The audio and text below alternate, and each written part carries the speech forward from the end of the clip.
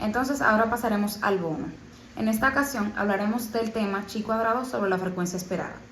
La frecuencia esperada, también llamado valor esperado o número esperado, se halla mediante una ecuación que vendría siendo el total de la fila por el total de la columna entre el gran total. Entonces, para poder hablar bien de este tema, necesitamos hacer una pausa y regresar un poco hacia atrás. En los temas en donde nos dan una tabla con las frecuencias, la tabla es conocida como tabla de contingencia o tabla de frecuencia observada, porque son justamente los valores de la frecuencia de lo que se investigó, y el tema la encuesta como datos, que es lo que se coloca aquí. Pero también la que se conoce como tabla de frecuencia esperada.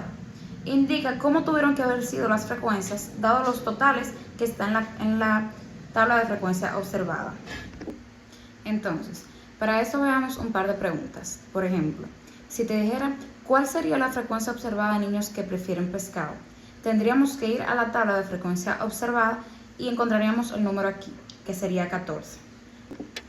Entonces, si preguntaran cuál es la frecuencia esperada de niños que prefieren pescado, en este caso tendríamos que realizar la ecuación, que ya sabemos que es el total de la fila por el total de la columna entre el gran total. Que por cierto, esta vendría siendo una ecuación simplificada que partiría de probabilidades. En este caso, para saber los niños que prefieren pescado, debería ser la cantidad que aparece dentro de este cuadro. La fórmula sería el total de niños por el total de pescado entre el gran total. Entonces, sería el total de la fila, que viene siendo 39, por el total de la columna, que es 69, entre el gran total, que vendría siendo 150. Esto nos daría dando 17,94, que es lo que debería estar dentro de este recuadro. De esta misma manera, se halla todos los otros valores que deberían estar en la tabla. Pero recordar que solo importa o incluimos únicamente los totales para poder hallar las cantidades de frecuencia esperada dentro de la tabla. Una vez hayamos encontrado todos los valores con este proceso, el resultado de esta tabla sería la siguiente.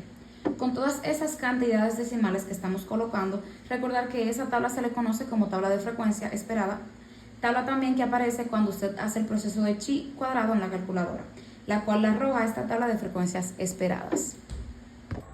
En esta parte del bono vamos a explicar otro ejemplo, pero en este caso del tema estimación puntual y por intervalo. Supongamos que tenemos una población formada por estos elementos y supongamos que también nos interesa calcular una característica poblacional, por ejemplo, la media poblacional o por ejemplo, la varianza poblacional. Cualquiera de estas dos características se va a llamar parámetro porque pertenece a la población y por lo general esa característica va a ser desconocida. En la práctica, ¿qué es lo que se hace?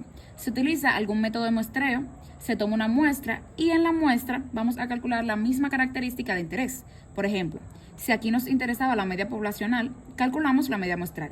Y si nos interesaba la varianza poblacional, aquí vamos a calcular la varianza muestral. Y este valor que obtenemos de la muestra es lo que se va a llamar estadístico. El valor θ estimado es el que vamos a utilizar para hacer estimaciones del parámetro. Ahora, ¿cómo se hace una estimación?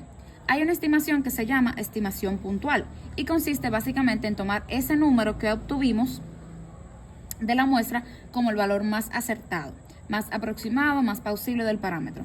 Eso es estimación puntual. Y existe otro que se llama estimación por intervalo. ¿Qué es lo que haces? La estimación puntual y sumarle una cantidad o un ancho y restarle la misma cantidad o un ancho para construir un intervalo de confianza. Para ese parámetro de interés, este ancho depende del problema que se esté trabajando. ¿Cuál es la ventaja de utilizar estimación por intervalo sobre la estimación puntual? La ventaja es la siguiente. Supongamos que aquí tenemos el parámetro y aquí tenemos nuestro estadístico. Cualquier alejamiento de nuestro estadístico en relación parámetro va a ser una equivocación. Entonces, vamos a estar muy susceptibles a equivocarnos cuando utilizamos la estimación puntual. ¿Qué pasa si utilizamos la estimación por intervalo? Entonces, cuando utilizamos estimación por intervalo, lo que vamos a tener es un límite inferior, límite superior, y es mucho más posible que nuestro intervalo de confianza incluya el parámetro desconocido, al parámetro que queremos estimar.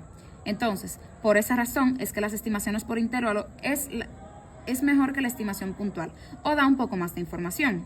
Algunas veces estos intervalos de confianza van a tener parámetros de interés, en otras ocasiones no lo van a obtener, pero en la mayoría de veces lo van a contener.